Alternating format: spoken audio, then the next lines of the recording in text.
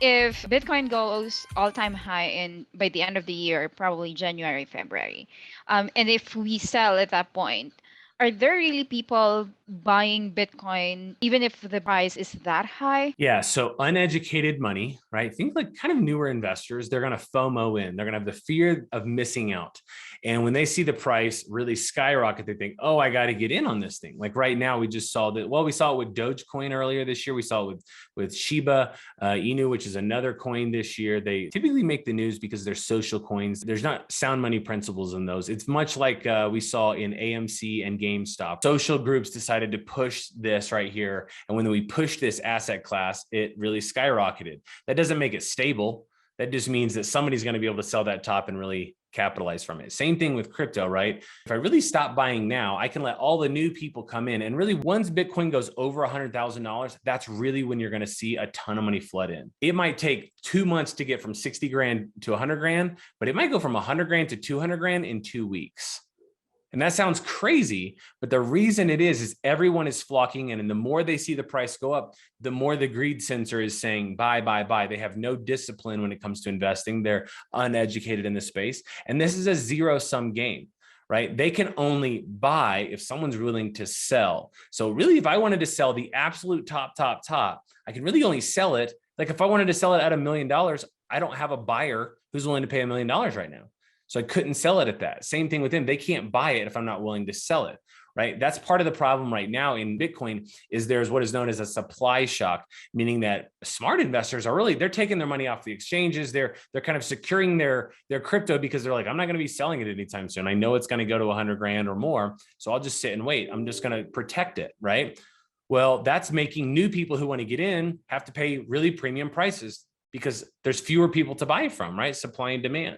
And so really it's the exact same way. When crypto does hit 100,000, 150,000, 200,000, there's absolutely people that are going to be jumping in. It's just not going to be us, Arlene. And so I think that if you wanted to buy more crypto, you could. I think it's pretty safe to buy up to like $80,000 or $90,000. I used to say $100,000. I kind of go back and forth, but that's from a long-term perspective. I wouldn't put money in at 90 grand if you're like, I need to make sure I'm out in 2 weeks. Well, 2 weeks might be a dip and you may not be able to get your money out. So yeah, so hopefully that kind of helps. I mean, you got a couple of months here. You got 2 months basically, or a month and a half. Your odds are pretty good, but it's gambling, right? You're going to put money in, hope it goes up, and you're going to try to cash out and time the market to be up when you need to take your profits.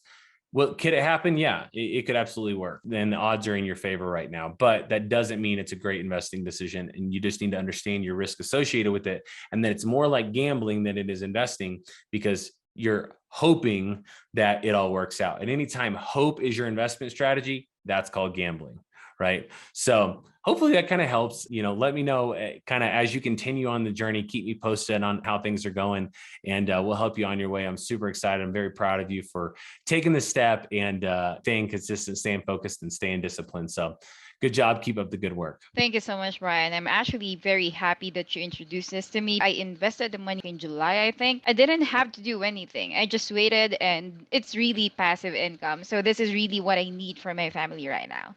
Absolutely. Thank And you so much. you bet. That's the addicting part of this, right? This is why investing I get so passionate about it is once people can realize they can make money doing nothing, it all of a sudden becomes extremely attractive, right? Like, wait a minute. So I go to work every day and I make money, but I also could do nothing and make money. Let's kind of double dip here. Let's work and make money, but let's also have, if I could create a whole other income to match my other income, this is what creates financial freedom, right? If you need this many dollars to be able to pay all your bills, but then your crypto can provide that many dollars on a regular basis, there you go. And there's a lot of different ways that we kind of take that conversation. And as your accounts grow and as the market shifts, we'll keep these conversations going. You'll learn more and more about new opportunities and kind of how it works. And we'll make sure you're going to continue the journey. It'll be fun.